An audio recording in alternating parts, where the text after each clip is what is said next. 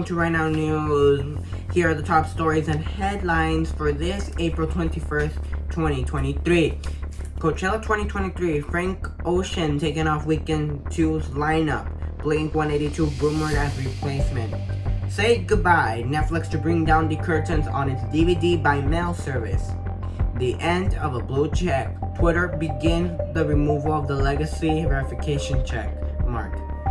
Wrong time and place. Horrifying gun violence after a 16-year-old boy rang the wrong doorbell, a 20-year-old woman turned into the wrong driveway, and a teenager getting into the wrong car. And that's the story we start off with. I'm Anthony Martinez. In an era of frequent mass shootings, America is known way too well for these tragedies that could be lurking nearly everywhere, like in schools, offices, churches, grocery stores, movie theaters, and so many other places. But these three incidents that occurred in the span of a week takes things much deeper into no place is truly safe. Not even the front porch of a normal house in a normal street.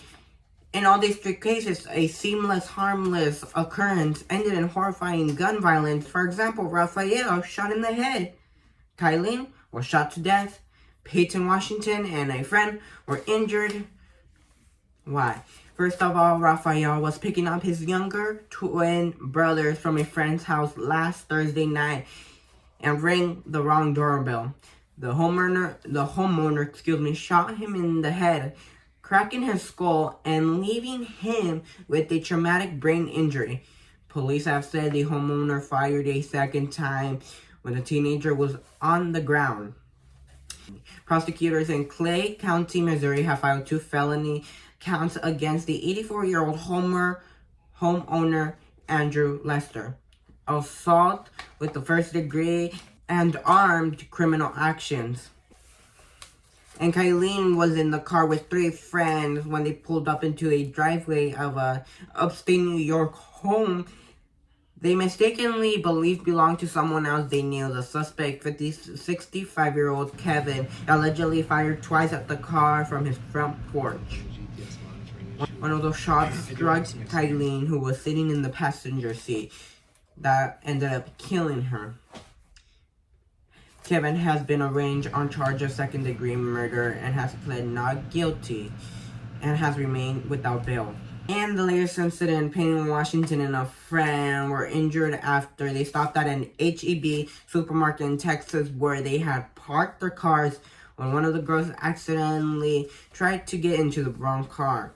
You know, one of those occurrences that we all have done mistakenly. You see, let's just say you have a white Honda, you see another one and you think that's yours. You accidentally go up to it. It's not opening, or it opens, but you realize it's the wrong car. Well, in this case, it ended in tragedy because the armed man inside got out and fired 5 times, allegedly by a 25-year-old suspect who has since been arrested. And it's an end of an era on Twitter. Why, you may ask? Well, if you haven't been keeping update and looking at the hashtags, well, many users on the platform, verification mark is gone. Why? Because back in early April, Musk said, well, pay up, $8.99, $14.99, Twitter Blue, and you could get the verification mark. It's not anymore of a, oh, they have a verification mark. It's they have a verification mark because they paid $8. They paid $14. And, well, many celebrities like Kim Kardashian and Katy Perry and Oprah Winfrey have removed or are not going to pay for the Twitter Blue subscription, so they have the verification. So there's a lot of well-known people and a lot of people who had their verification not have it anymore. The blue tick is gone unless you're paying $8.99. And there's some people speculating of what is it for now. It's just to know you're paying $14 for Twitter and you're getting, more features on the app. Also, Instagram is trying the same thing with $14.99 a month for Instagram's verification. So this seems like a little virus going around platforms of which you should not pay for verification. It's no longer a legacy thing of, oh, which one is Barack Obama and which one isn't. It's just, did you pay or did you not pay? It's unknown how it will be captured with Instagram and how users will go along if they will pay for Instagram, as both apps are seemingly are a very different type of user interface and what it's meant for.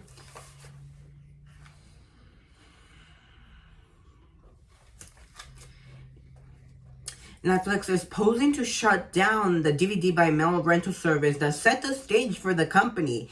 If you didn't know, Netflix wasn't always a streaming service company. They started by almost like a blockbuster kind of thing of, oh, go pay a subscription or pay for a CD and we'll deliver it by mail. It was a very revolutionary thing at the time.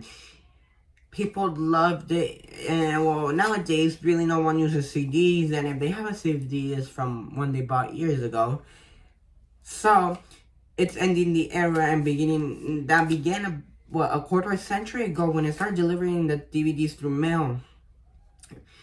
The DVD service, which still delivers the films and TV shows, so many are kind of upset because they were, you have the streaming service, you may have this specific movie, but when it came out on DVD, it had, those extra bonus contents, behind the scenes, credits, whatever else is on the DVD, and it's no longer on those streaming services unless you try to find it on the internet, but who knows if it's there or not. Netflix has ended last year with roughly 231 million worldwide subscribers in its video streaming platform. So normalnetflix.com, the one where you have watched the new movie Wednesday and all that stuff. But it stopped disclosing how many people still paid the DVD by mail service a few years ago. As part of its business, it hasn't released any numbers, but we could guess between 1.1 million and 1.3 million subscribers based on the average price customers pay. Shortly before Netflix broke it off from video streaming in 2011, the DVD by mail service boosted more than 16 million Netflix subscribers at the time. In quote, those iconic red envelopes changed the way people watch shows and movies at home and paved the way for the shift to streaming, Netflix CEO wrote in a blog post. Netflix rebranded the rental service as DVD.com, and well, it's gonna end this September 29th of this year, so you could go still out, pay for the service, maybe get one of those red envelopes for the last time before they're fully gone. And the office is its own office, Fremont, which is about 20 miles from Netflix campus. And lastly, the 2023 lineup in Coachella has been changed. Today marks the first day of weekend 2. But Frank Ocean, he won't be seen here in the Coachella Valley this weekend after he was taken off for weekend 2 and rumored replaced by Blink-182. Fans expecting to see Frank Ocean perform at the Coachella Valley Music Arts and Festival this weekend will be disappointed, real disappointed. According to Vanity, Ocean has pulled out of the festival due to an ankle injury. The news follows what several call a disappointing performance last weekend. Vanity reported the pop-punk band Blink-182 will replace him as the Sunday headliner, which Golden Voice has yet to announce on its social media platforms. And that's all the time we have for you today. I'm Anthony Martinez. Visit us on social media _RightNow News and at our webpage at bit.ly/news right now. We'll see you next time with more news.